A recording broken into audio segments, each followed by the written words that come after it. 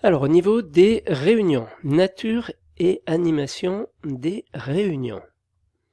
Les réunions sont une des composantes de la dynamique du chantier. Elles sont essentielles à son fonctionnement.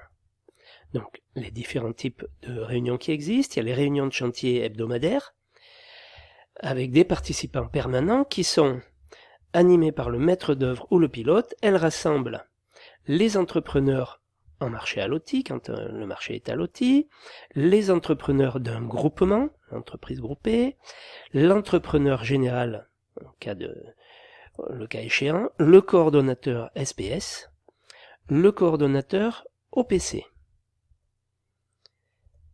Les participants occasionnels, le bureau d'études techniques, le houlet d'ailleurs, le contrôleur technique, certains sous-traitants, le cas échéant bien entendu. Il y a la réunion du maître d'ouvrage aussi, donc en général elle est mensuelle, elle permet de régler les problèmes qui dépendent de la maîtrise d'ouvrage, elle est animée par le conducteur d'opération, les entrepreneurs n'y sont pas forcément présents, on y retrouve plutôt les prestataires intellectuels du maître d'ouvrage.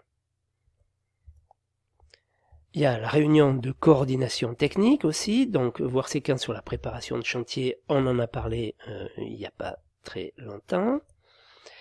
La réunion du CISST, voir séquence sur la gestion technique et administrative du chantier, là aussi, je vous en parle aussi dans une vidéo. Réunion de gestion du compte prorata, voir la séquence sur la gestion financière, donc ça c'est une séance ultérieure, que vous verrez après comment on gère le compte prorata. Il y a d'autres réunions, des réunions très spécifiques en fin de travaux, ont pour objet de trouver des solutions aux problèmes particuliers de finition avant réception, repliement du matériel et libération du site, règlement définitif des entreprises. Voilà ce qu'il y avait à dire sur les différentes réunions que l'on peut trouver lors d'une opération de construction.